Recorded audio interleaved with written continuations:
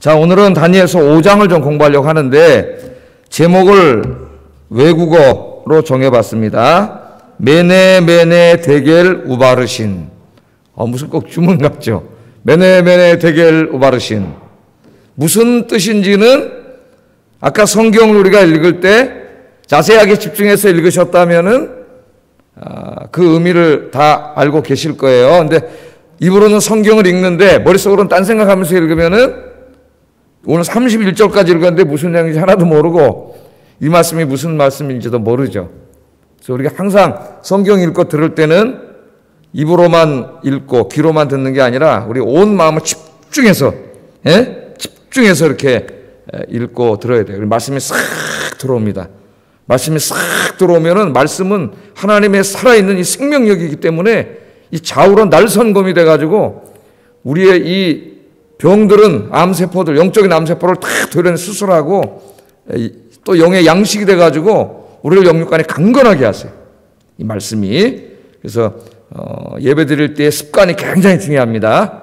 습관이 잘못 들으면 말씀을 나는 저를 쳐다보는데 딴 생각하다가 저 개모임 갔다가 또 어디 갔다가 한참 갔다 이렇게 오는 게 습관이 한번 되기 시작하면은 계속 그래요.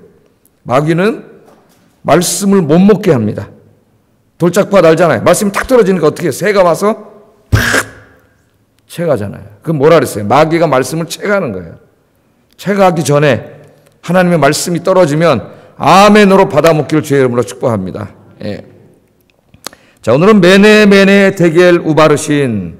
이 메시지는 기쁜 소식이면 참 좋겠는데 오늘 여기에 나오는 이 불행한 주인공 벨사살이라고 하는 사람에게 임한 하나님의 심판의 메시지예요. 심판의 메시지. 자, 성경에 보면은요, 멸망의 모델이 있고 축복의 모델이 있습니다. 멸망의 모델, 축복의 모델. 예를 들면 아브라함이라든가 다윗과 같은 사람은 축복의 모델이에요. 우리는 아브라함과 다윗의 이야기를 읽으면서 하나님께서 기뻐하시는 인생, 하나님이 복을 주시는 인생이 어떤 인생인가를 배우게 됩니다. 아브라함처럼 나도 살아야 되겠구나. 다윗처럼 살아야 되겠구나. 그런 생각을 갖게 되죠. 아브라함처럼 살고 다윗처럼 살면 아브라함의 복을 받고 다윗의 복을 받습니다. 그냥 아브라함의 복을 주세요, 다윗의 복을 주세요 그런다고 하나님 복을 주시는 게 아니에요. 아브라함의 복 받기를 원하면 아브라함처럼 신앙생활을 해야죠. 다윗의 복을 받기를 원하면 다윗처럼 신앙생활을 하면 됩니다. 이거는 축복의 모델이죠. 그런데 성경에는 또 이 멸망의 모델도 있어요. 이렇게 살면 안 된다. 그렇게 하나님이 가르쳐 주시려고 제시한 사람들의 삶이 있습니다. 예를 들면 가인이라든가 사울 왕이라든가 아합 왕이라든가 오늘 본문에 나온 벨사살 같은 이런 사람들은 멸망의 모델이에요. 우리는 이런 사람들에 대한 인생을 읽으면서 이렇게 살면 망하는구나. 이렇게 살면 안 되는구나. 이렇게 살면 하나님의 심판을 받는구나. 그걸 배우게 되죠. 하나님이 그걸 배우라고 우리에게 이 말씀을 주신 거예요. 타산지석으로 삼으라고. 그래서 오늘은 바로 그 멸망의 모델, 메네 데겔 우바르신이라고 하는 이 하나님의 무서운 심판이 임한 사람에 관한 이야기입니다. 벨사살이라고 하는 사람인데 이 사람이 왜 이렇게 됐는지 우리 한번 말씀을 통해서 생각해보고 여러분들은 이 사람처럼 살지 말고 하나님을 기쁘게 하는 삶을 살아서 멸망의 인생이 아니라 축복의 인생이 되기를 주의 이름으로 축복합니다.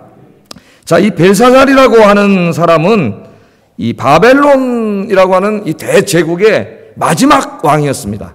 마지막 왕. 지난주 4장에는 느부갓네살이 나오잖아요. 느부갓네살은 이 바벨론 역사에서 그 나라 사람들이 볼 때는 제일 위대한 왕이에요. 그리고 이제 시간이 많이 한 50년 이상 시간이 지나가지고 제일 마지막 왕인 벨사살이라고 하는 사람이 이제 왕을 할 때입니다. 이 사람이 죽음으로써 바벨론은 멸망하고 메데파사 시대가 시작이 되는 거예요. 자, 이 벨사살이라고 하는 사람이 3년 정도를 다스리게 바벨론 왕으로 있다가 3년 만에 이제 멸망을 당하게 되는데 오늘 어떤 일을 하는가를 한번 보세요. 이런 일을 하면 안 된다는 거예요. 이 사람이 자신의 왕비와 후궁들 그리고 바벨론 제국이니까 그 수많은 나라에 얼마나 많은 관료들이 있었겠어요. 그 귀족들 1000명을 불러다가 큰 잔치를 열었어요. 그런데 이 잔치가 무슨 잔치예요? 술잔치를 열었습니다. 거대한 술잔치를 열었어요. 우리가 이것을 통해서 볼 때 이 벨사살이라고 하는 사람이 얼마나 사치와 향락과 쾌락을 좋아하는 사람인가, 그걸 우리가 알게 되죠. 1절 한번 읽어보겠습니다. 시작.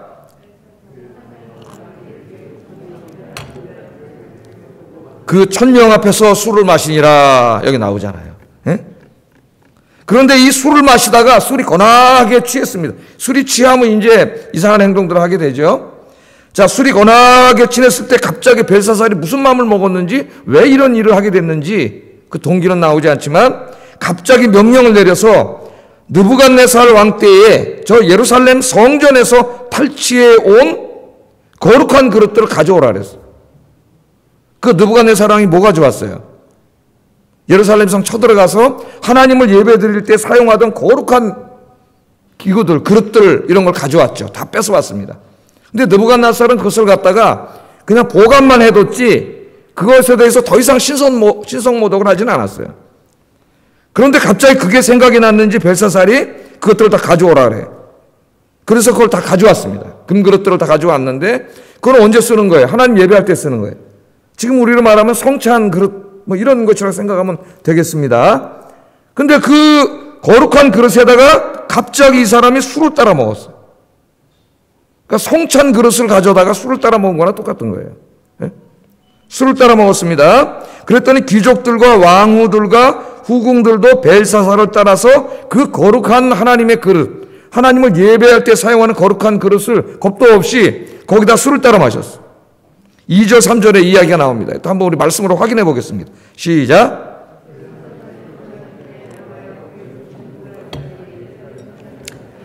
은그릇을 가져오라 명하였으니 이는 왕과 귀족들과 왕후들과 후궁들이 다 그것으로 마시려 함이었더라. 이에 예루살렘 하나님의 전 성소 중에서 탈취해 온 금그릇을 가져오매 왕이 그 귀족들과 왕후들과 후궁들과 더불어 그것으로 마셨다. 그렇게 말합니다. 근데 이 술만 마신 게 아니에요. 그 하나님의 거룩한 그릇으로 술을 마시면서 또 뭘 했냐면은 자기들이 섬기던 우상들을 찬양을 했어요. 원래 그 그릇은 하나님을 예배하고 하나님을 찬양할 때 쓰는 그릇인데 술을 따라 먹으면서 자기들이 믿던 이방신들을 찬양했어요. 4절에게 나옵니다. 4절도 한번 읽어보겠습니다. 그들이 술을 마시고는 그 금, 은, 구리, 쇠, 나무, 돌로 만든 신들을 찬양하니라. 자, 이거 왜 이랬을까, 이 사람이? 이 행동이 왜 이랬을까요, 이 사람이? 그 왕궁에 그렇게 술 마시기 좋은 술잔이 많을 텐데 왜 굳이 그걸 갑자기 가져오라 그러더니 하나님을 섬길 때 쓰는 거룩한 그릇을 다 갖다 놓고 그걸로 술 퍼 마시고 그 다음에 자기들이 섬기는 우상들에게 찬양하는 왜 일을 했을까요? 이것은 의도적으로 이스라엘 사람들이 믿는 여호와 하나님을 모독하는 거죠. 신성 모독을 고의적으로 하는 겁니다. 의도적으로. 자, 왜 이런 행동을 합니까? 이런 행동을 함으로써 너희들이 믿는 야훼 하나님은 존재하지 않는다. 그런 하나님이 어딨냐? 우리가 믿는 저기 있는 저 우상들이 진짜 신이지 야훼라고 하는 신이 어딨냐? 그 야훼 하나님의 존재를 스스로 부정하는 거죠. 이 행동을 통해서. 부정하고 공개적으로 하나님을 욕되게 하고 하나님을 조롱하는 행동이에요. 이 행동이. 그래서 이 행동을 통해서 우리는 벨사살의 죄를 크게 두 가지로 한번 생각해 볼 수가 있는데 하나는 하나님을 부정하는 죄입니다. 그러니까 요새로 말하면 무신론이죠. 무신론. 하나님이 어딨냐? 21세기 하나님이 어디 있어? 이 사람들아. 아직까지 무슨 하나님 있다고 믿고 21세기 원시인도 아니고 하나님한테 기도를 하고 그냥 네 머리 써가지고 열심히 일해서 돈 벌고 살면 되지 무슨 있지도 않은 하나님한테 가서 기도를 하고 예배를 드린다고 이 전염병이 이렇게 유행하고 있는데 그러면서 조롱하는 거나 마찬가지죠. 오늘 세상 사람들이 엄청나게 조롱을 하잖아요. 교회를 조롱하고 하나님을 조롱하고 모독해요. 그 결과가 무엇인지도 모르고 두려움도 없이 함부로 입으로 이야기해요. 지금도 그렇게 함부로 입으로 이야기하는 사람들이 있어요. 그가 누구든지 그는 무사하지 못합니다.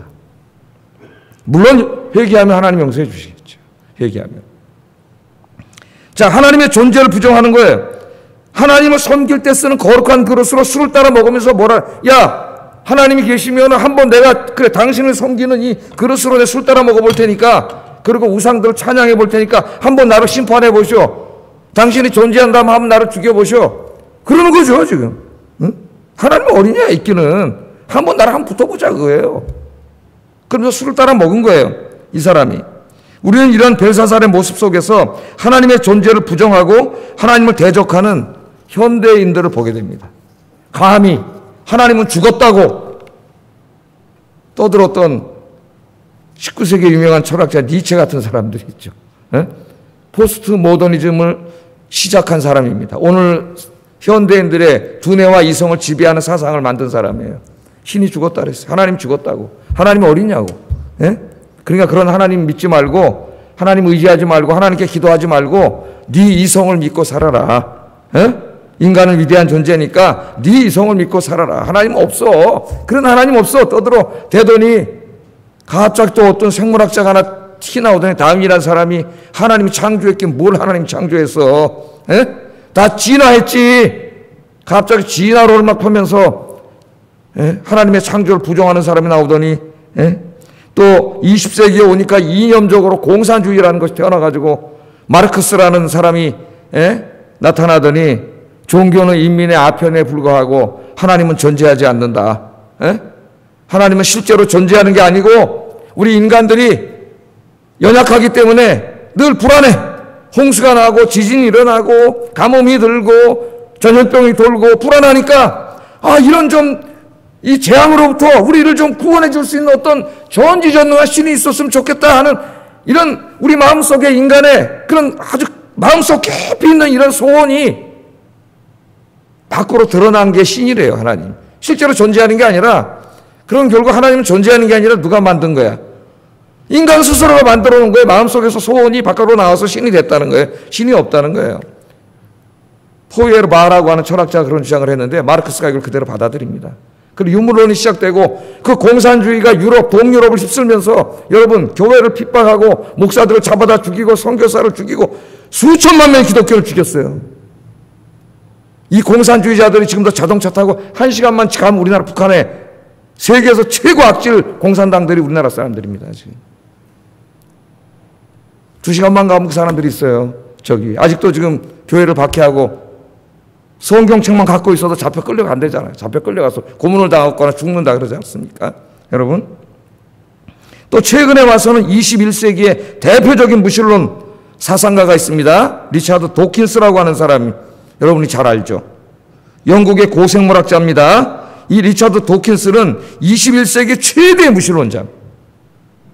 무신론자인데 그는 지금 자신의 생물학적 지식을 다 동원해가지고 하나님의 존재를 부정하는 데다가 다 사용하고 있습니다. 우리나라에도 굉장히 많은 책이 번역됐어요.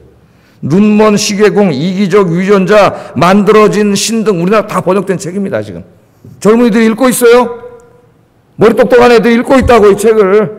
읽고 무신론자가 되어가고 있습니다. 이런 책들을 써서 하나님의 존재를 부인하고 교회를 조롱하고 지금 벨사살에 하는 짓을 다 하고 있어요. 지금도.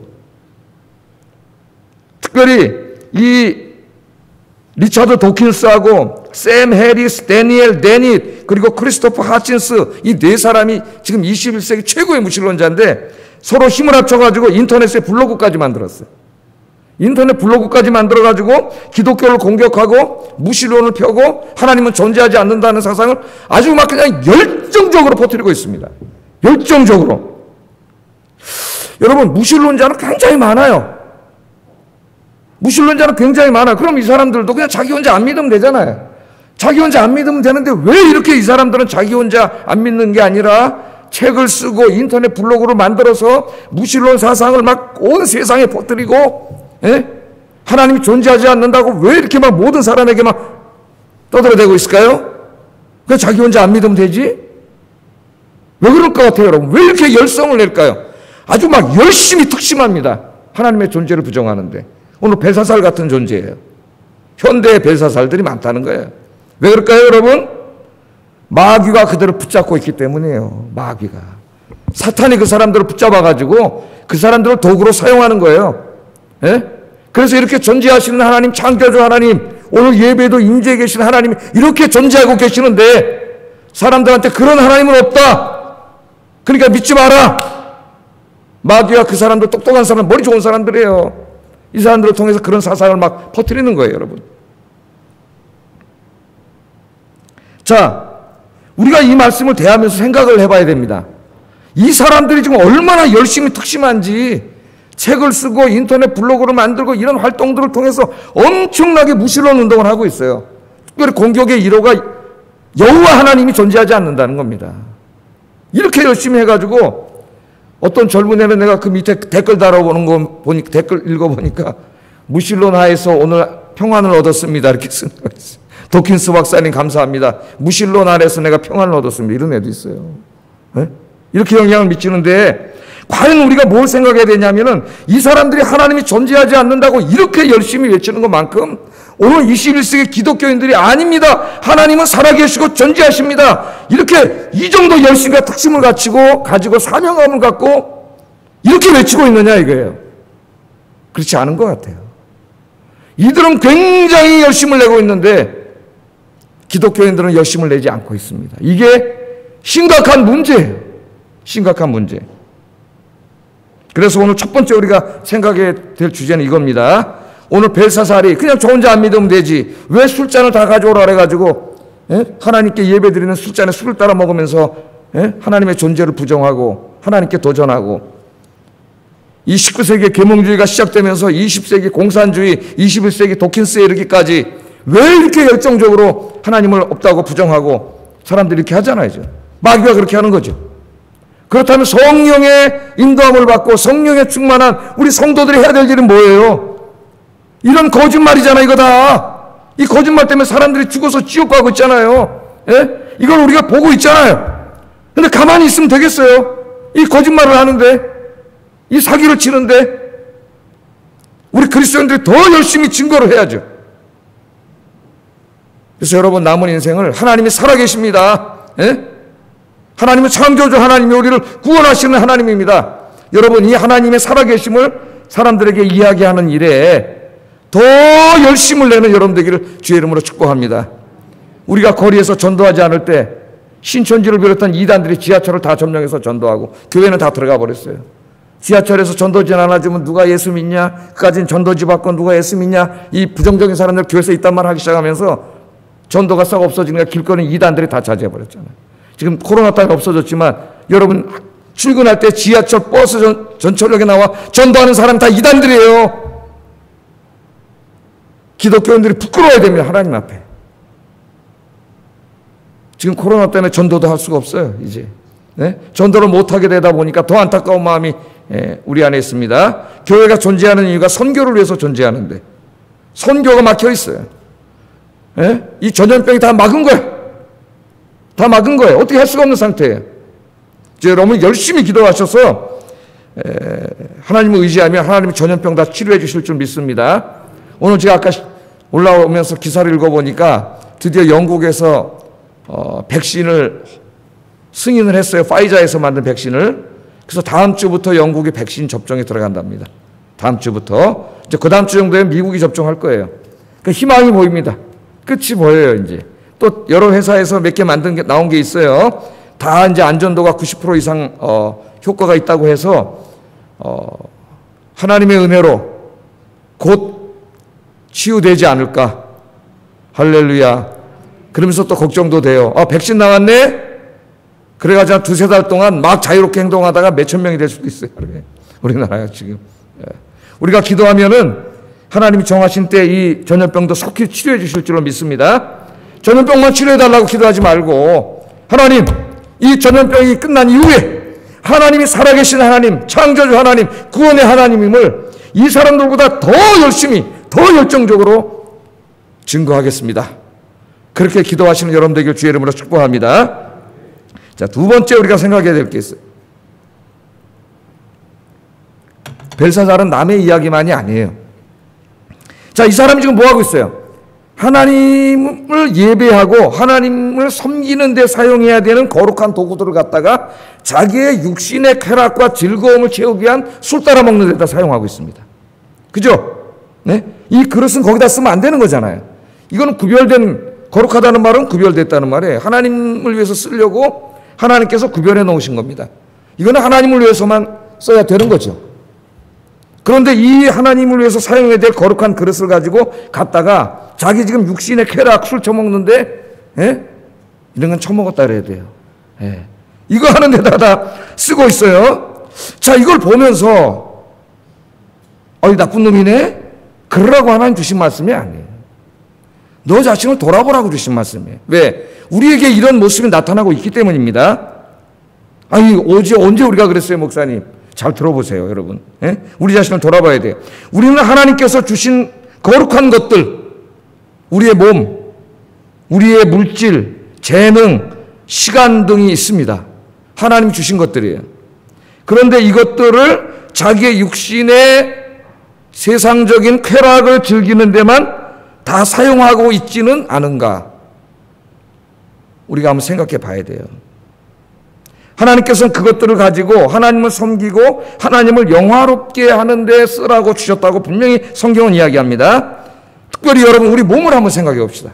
우리 몸은 거룩한 하나님의 성전이라고 얘기하고 있고 또 하나님께서 쓰시는 거룩한 하나님의 도구라고 이야기하고 있어요.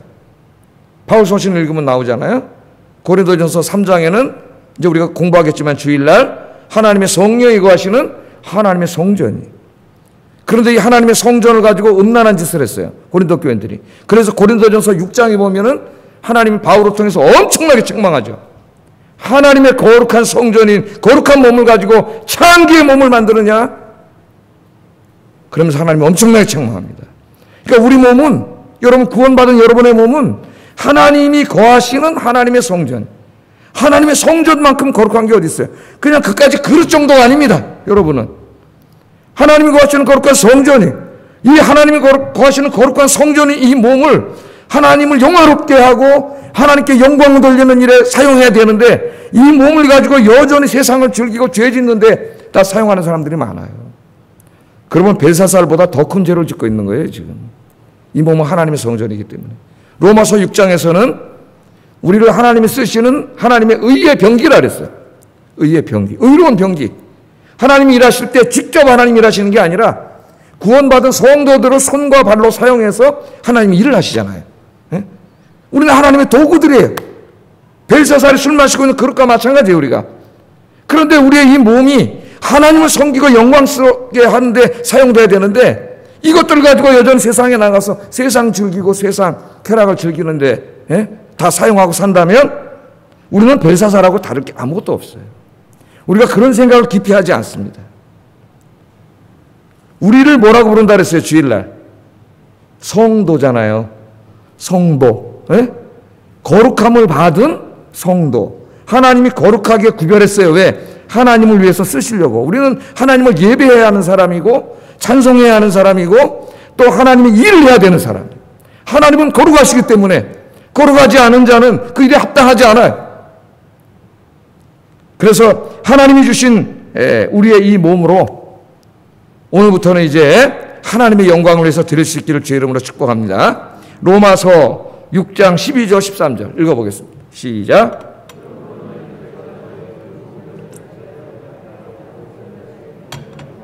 또한 너희 지체를 불의의 무기로 죄에게 내주지 말고 오직 너희 자신을 죽은 자 가운데서 다시 살아나신 자 같이 하나님께 드리며 너희 지체로 의의 무기로 하나님께 드리라. 아멘. 우리의 몸은 주께서 십자가의 핏값으로 사신 몸이라 그랬어. 그러므로 우리의 몸은 우리는 하나님의 것입니다. 하나님의 것. 잊지 마세요. 예? 하나님의 손에 들려서 하나님을 예배하고 하나님을 영화롭게 하는 데 사용돼야 돼요. 내 남은 인생이, 내 자녀들의 남은 인생이 그런 인생이 되게 해주세요. 오늘부터 간절히 기도해야 됩니다.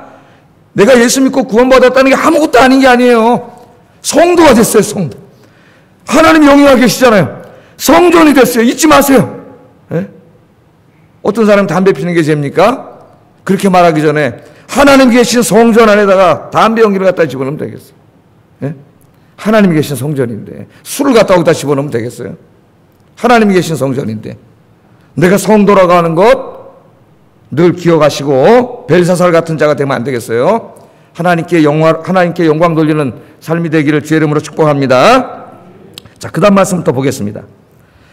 벨사살과 왕후, 후궁, 귀족들이 이제 이 거룩한 그릇들로 술을 마시고 있는데, 자, 뭐 하면서 술을 마셨어요? 하나님 없다고 조롱하면서 술을 마시고 있는 거죠. 야, 하나님 있으면 한번 와서 한번, 내가 자, 이 잔으로 한번 마셔볼 테니, 한번 어떻게 해보시오, 나를 좀 죽이든지 한번.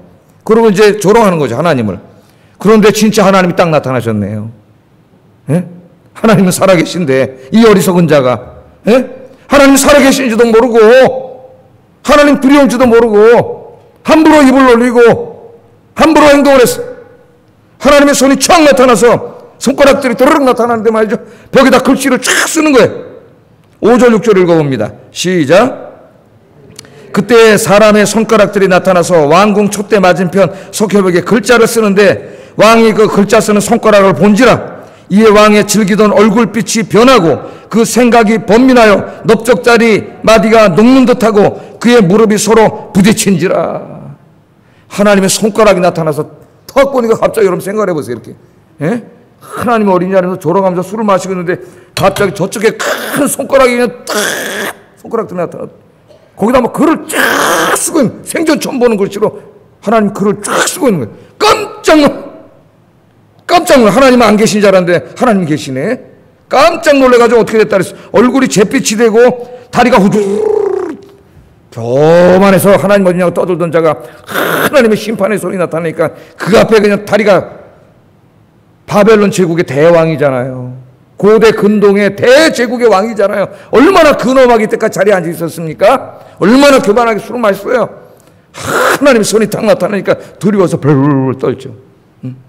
오늘날에도 무신론을 주장하고 하나님 어디 있냐고 그러던 자들이 어느 날 갑자기 죽을 병에 확 걸려가지고 병원에 가서 탁 들어가서 이제 의사의 사형 선고 받은 사람들을 보세요. 두렵고 무서워서 벌벌 떨고 있어요. 벌벌. 자, 왕이 이걸 보고 크게 번민했고 얼굴은 잿빛으로 변했다 그랬습니다. 함께 술을 마시던 귀족들도 다 봤어요. 다 본 거예요. 예? 깜짝 놀랐을 거예요. 저게 뭐지? 저 글씨가 뭐지? 예? 깜짝 놀랐어요. 그래서 두려움에 벌벌 떨고 있는 그런 모습인데 이 모습을 그림으로 그린 사람이 있어요. 그림으로 그린 사람이. 이 중세의 렘브란트라고 하는 사람이 1639년에 독실한 그리스도인이죠. 렘브란트가 그린 그림만 묶어서 이렇게 책으로 나온 기독교 서적도 있습니다. 한번 관심 있는 분은 한번 읽어보세요. 자, 렘브란트라고 하는 사람인데 바로 지금 오늘의 이 현상을 그림으로 그렸어요. 잘 안 보이는데 이 손이 나타났죠. 예? 하나님의 손가락이 나타나서 여기다 뭐라고 쓰셨는데 이걸 보고 술 마시고 있다 갑자기 이 모든 사람들이 깜짝 놀라가지고 지금 혼비백산하고 있는 얘가 지금 벨사살이에요. 벨사살. 예?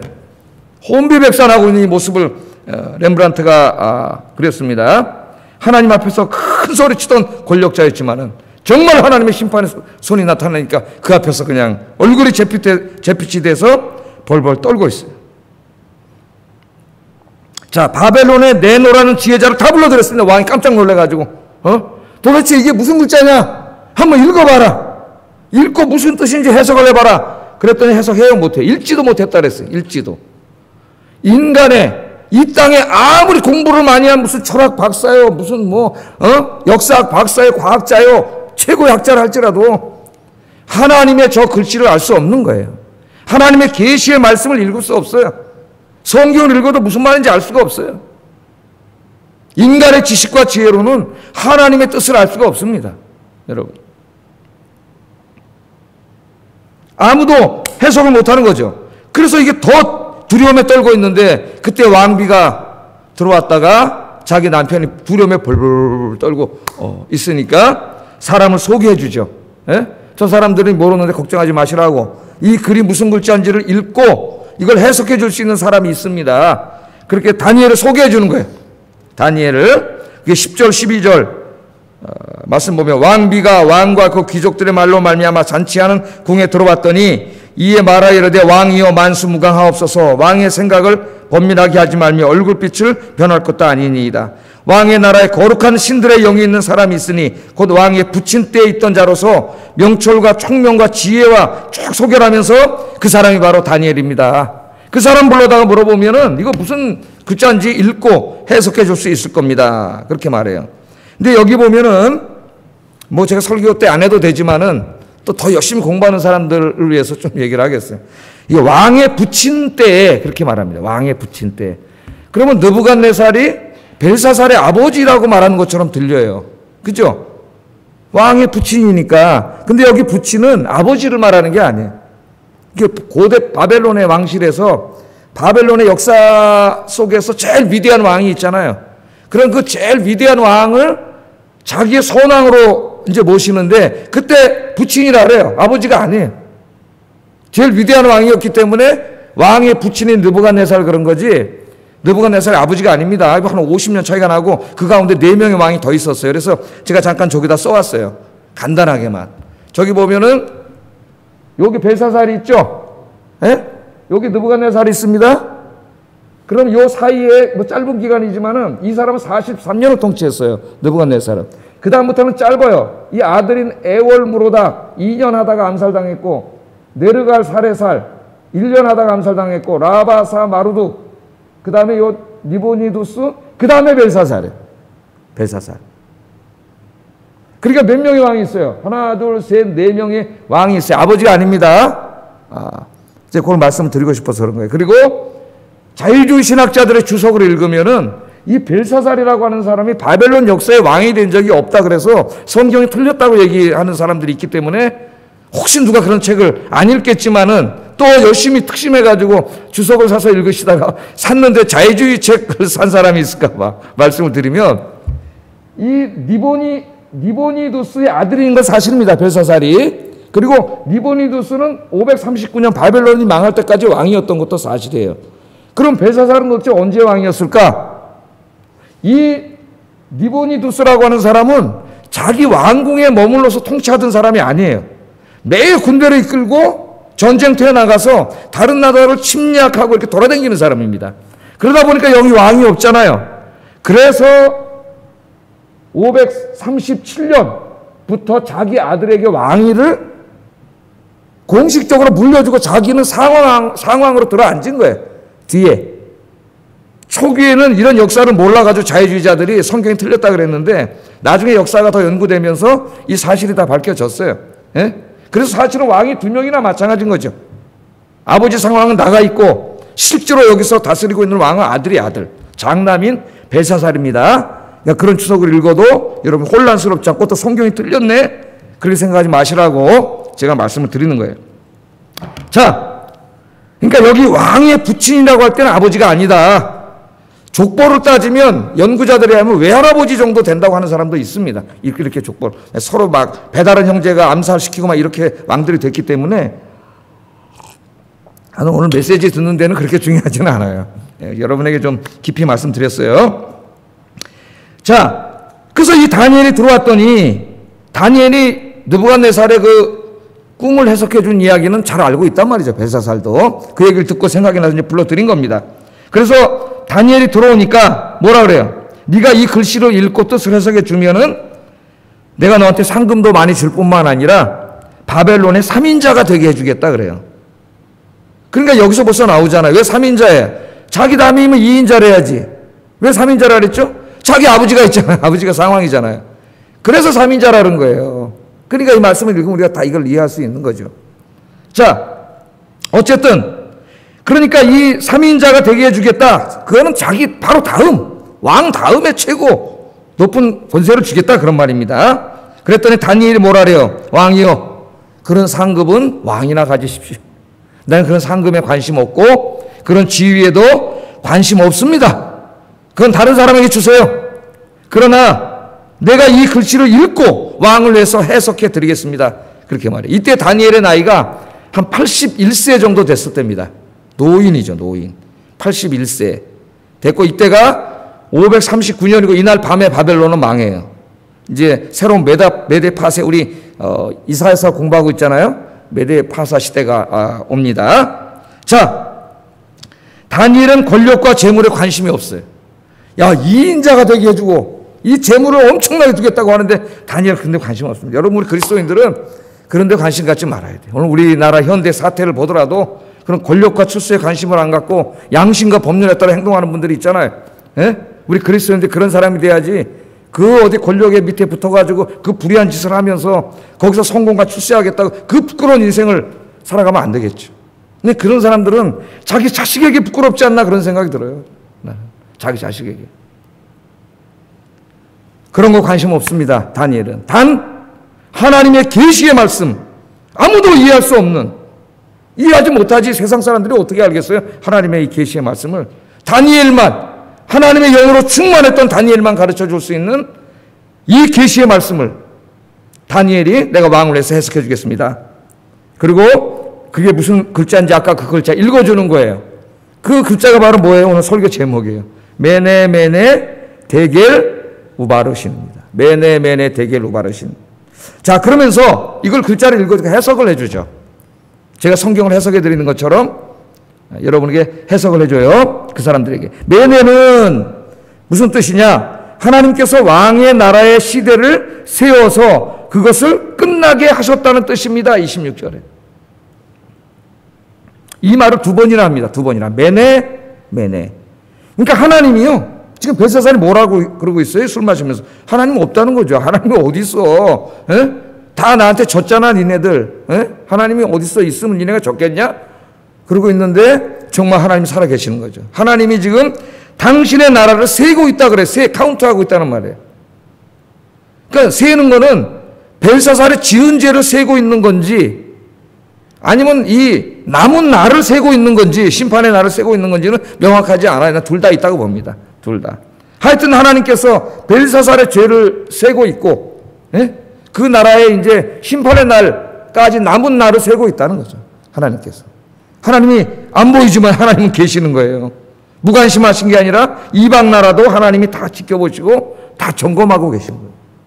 하나님 지금도 그렇게 하고 계세요. 그래서 하나님의 공의를 어지럽게 하고 불의를 행한 자들은 반드시 망합니다. 반드시. 그 다음에 대결은 무슨 뜻이냐면은 왕을 저울에 달아보니 부족함이 보였다는 뜻입니다. 27절에 그렇게 해석을 해줘요. 그러니까 하나님의 저울이 있어요. 하나님의 공의의 저울이 있는데 벨사살이라는 사람을 탁 올라가 보니까 이 사람의 도덕적인 삶이 하나님의 저울의 표준을 채우지 못해 부족하다는 거예요. 하나님의 기준을 만족하지 못해요. 죄를 짓고 살기 때문에. 그래서 하나님 앞에 부족한 인생, 하나님의 의를 채우지 못하는 인생. 그 다음에 세 번째는 우바르신. 우바르신은 무슨 뜻이에요? 이제 당신의 나라가 둘로 나뉠 겁니다. 그래서 망할 겁니다. 그 말입니다. 이 우바르신은 반으로 나뉜다는 말이에요. 쪼개져서 나뉘어서 이제 당신의 나라가 망할 겁니다. 그렇게 말하고 있어요. 그러니까 메네 데겔 우바르신은 벨사살의 생명과 그의 왕국의 생명이 하나님의 심판을 받아 이제 끝장났음. 그런 뜻이에요. 끝장났음.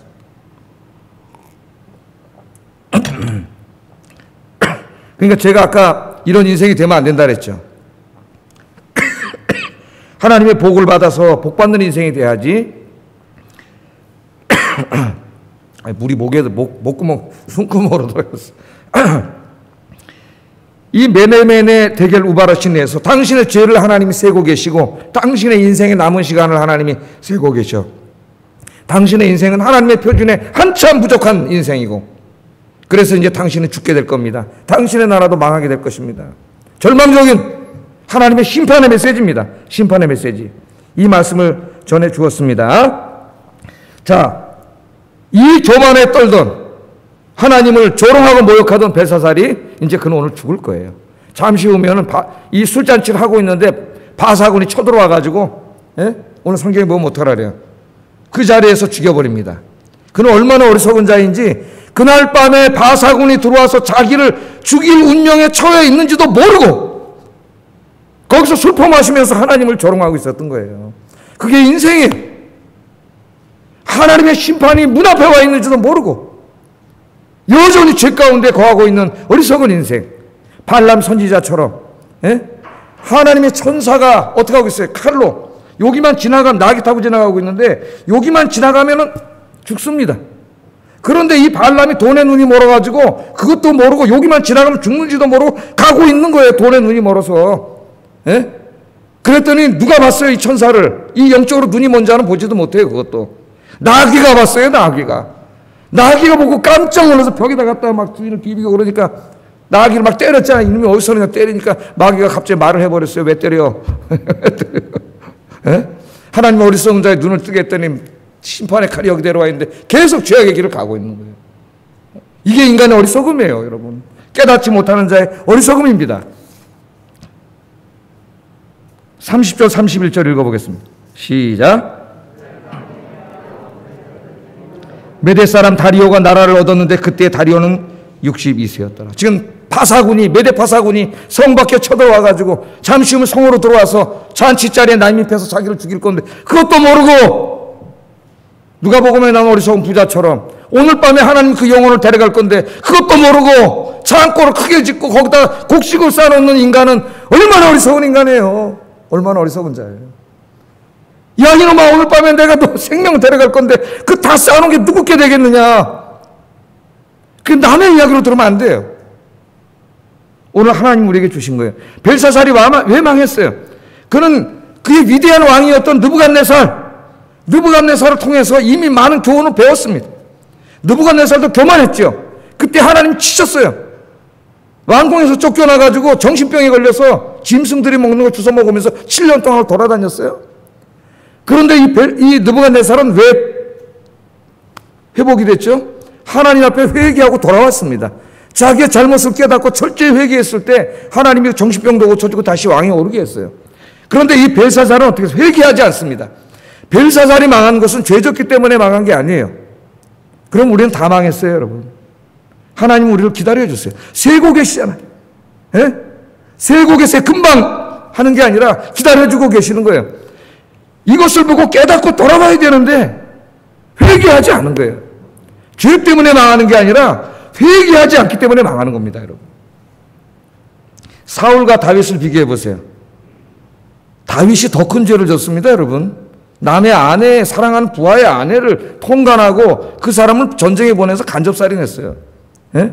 사울이 지은 죄를 봐요. 뭐 교만했고, 뭐 좀 말씀에 좀 불순종했고, 이게 서로 재보면 다윗이 훨씬 심각한 죄를 졌어요. 그런데 사울은 죽었고 다윗은 용서받았습니다. 그 왕위에 죽을 때까지 왕위에 있다가 죽었어요. 뭐가 두 사람 차이를 갈라놨을까요? 다윗은 회개했고 사울은 끝까지 회개하지 않았습니다. 끝까지 교만했어요. 또 여러분 베드로와 가룟 유다를 보세요. 베드로는 여자 종 앞에서도 살겠다고 예수님을 욕하고 저주했습니다, 여러분. 예? 욕을 했어요, 저주하고 예수님. 그러면서 난 모른다고 3번이나 했어요.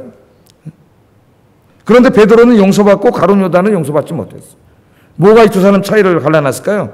베드로는 통에 자복하고 가슴을 찢으면서 울며 회개했고 유다는 회개하지 않았습니다.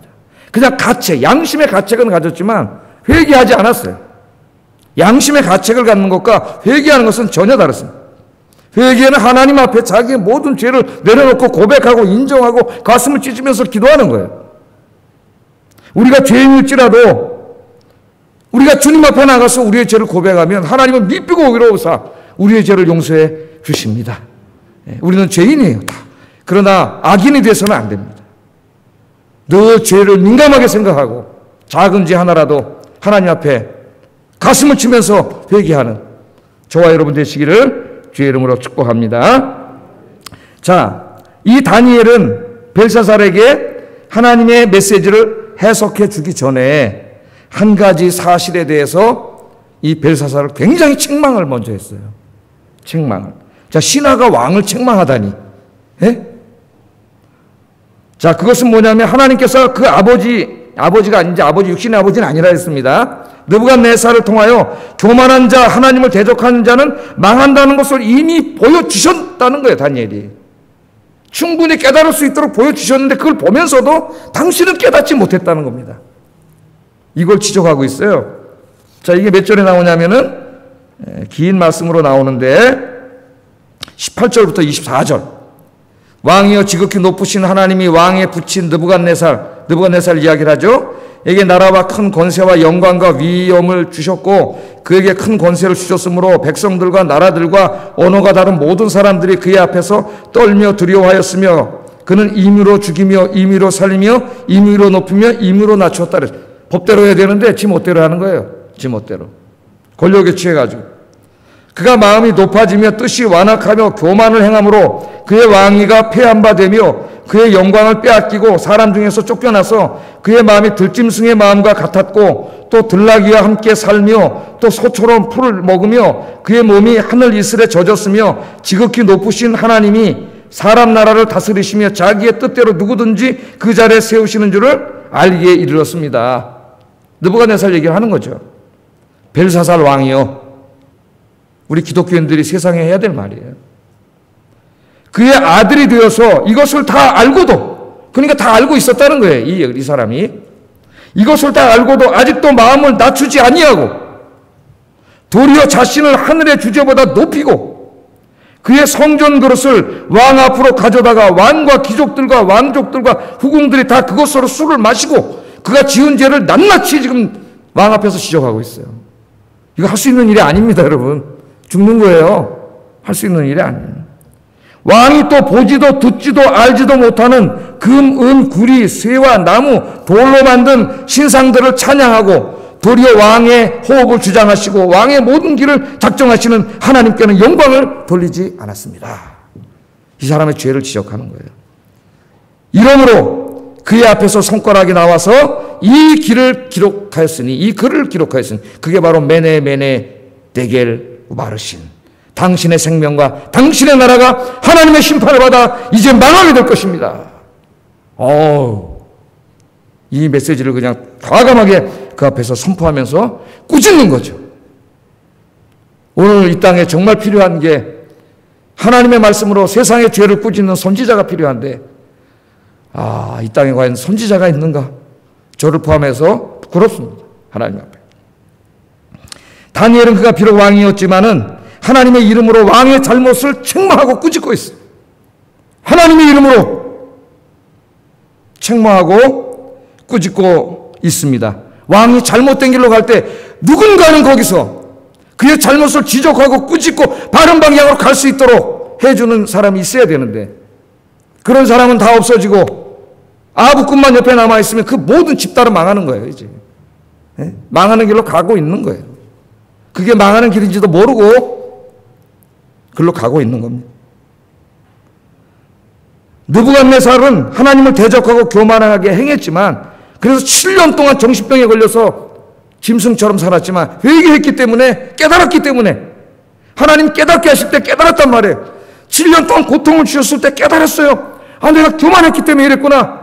다시 회개하고 돌아왔어요. 근데 이 사람은 깨닫지를 못해요. 깨닫지를 못해. 하나님이 가르쳐 주는데도 깨닫지를 못하고, 그가 존경했던 느부갓네살 인생을 통해서 보여주셨는데도 깨닫지를 못해. 여러분, 뭐가 은혜인지 아십니까? 깨닫는 게 은혜예요. 깨닫는. 지금 다니엘이 이야기한 것처럼 하나님이 부족한 종을 통하여 강단에서 하나님의 말씀을 똑같이 선포하고 있는데, 많은 사람이 듣고 있는데 이 말씀을 듣고 깨닫는 사람이 있고 깨닫지 못하는 사람이 있어요. 깨닫는 사람은 주님 앞에 겸손하게 무릎 꿇고 자기의 죄와 허물을 보고 회개하고 기도하겠지만, 깨닫지 못한 자는 계속 그 멸망의 길을 가는 거예요. 그 끝이 오늘 벨사살의 날이 되는 겁니다. 이렇게 깨닫는 게 은혜입니다. 하나님은요, 우리 사랑하시기 때문에 우리가 잘못된 길로 가면 계속 깨닫게 하세요. 말씀하세요.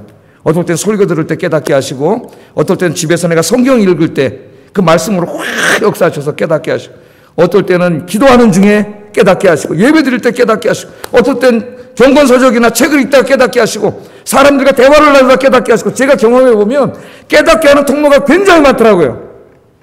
또 이렇게 TV 같은 거보다 훌륭한 사람들이 나와서 이야기하고 그의 삶을 보여줄 때 확 깨닫게 돼요.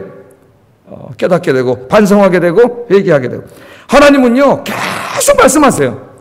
우리가 주파수를 하나님께 맞춰놓으면은 하나님 말씀은 계속 들립니다.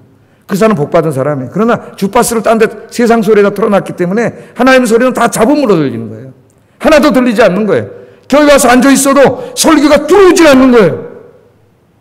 졸리거나 딴 생각하거나 굉장히 위험한 상태에 있는 겁니다, 여러분. 하나님이 깨닫게 하실 때 그 은혜입니다, 은혜. 다른 사람이 아니라 나에게 하시는 말씀으로 듣고 아멘으로 깨닫고 하나님 앞으로 돌아와 죄를 회개하고 하나님을 잘 섬기는 저와 여러분 되시기를 주의 이름으로 축복합니다. 그래서 매네 대결 우바르신 이런 인생이 되면 안 되죠.